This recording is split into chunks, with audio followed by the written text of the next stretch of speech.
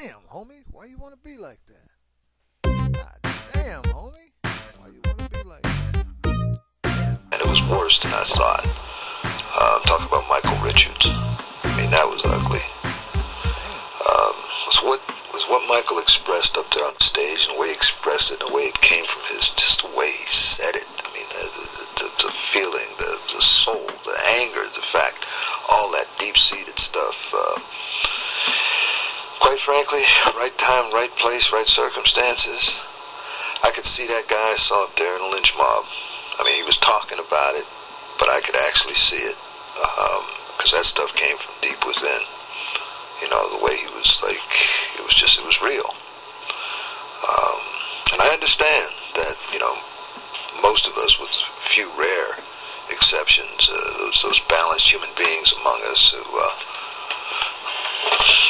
you know, who don't get rattled, most of us are capable under the right circumstances of doing and saying things that we really don't want to represent how we want to be in the world or see ourselves in the world. But even with that understanding, even with that said, Michael was coming from a place way, way beyond what Seinfeld tried to characterize as a mistake. Come on, Jerry, give me a break, man. If he'd said something about Jews 50 years ago, you've been Jewish guys in gas houses, I don't think it would be characterized as a mistake. Okay? I mean, Mel Gibson wasn't even close to this, man. I mean, he gave an opinion about something that's debatable. This guy basically said, you know, this is the way it was. Okay?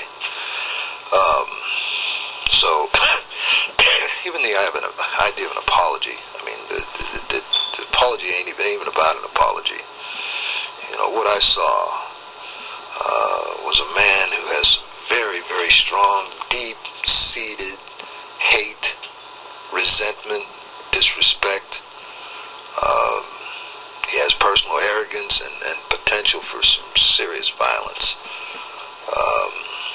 And oddly enough, I knew this guy. I know Michael Richards. I knew him.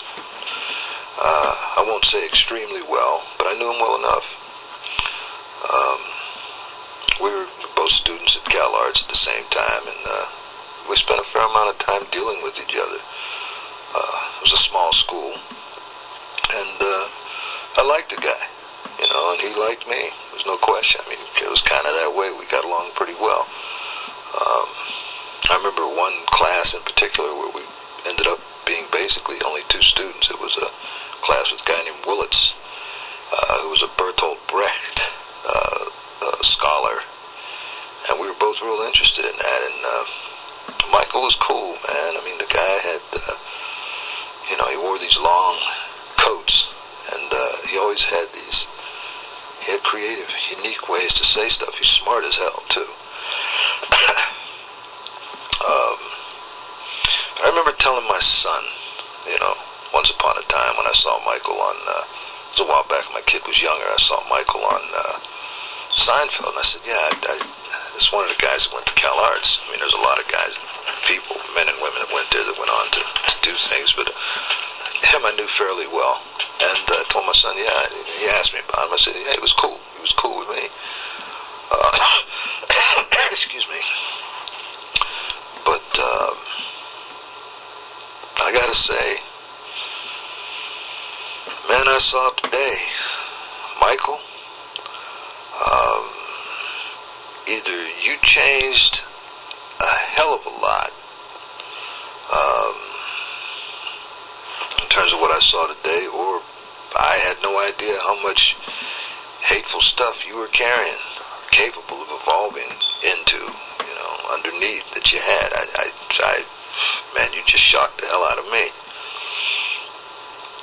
Anyway, my final thoughts on all this, and Michael, if you hear this, I guess my final thought is that I just hope that the truth, okay, the truth is closer to the guy I knew, or thought I knew, I saw today. And regardless of anybody's apologies or any other bullshit, only you know that, and only time will tell the rest of us. Good luck, man. You know, you're a human being, and I wish you nothing but the best. I'm not going to say who I am. I know you know who I am. That's all that really matters, ultimately. I kind of like working with these dummies anonymously.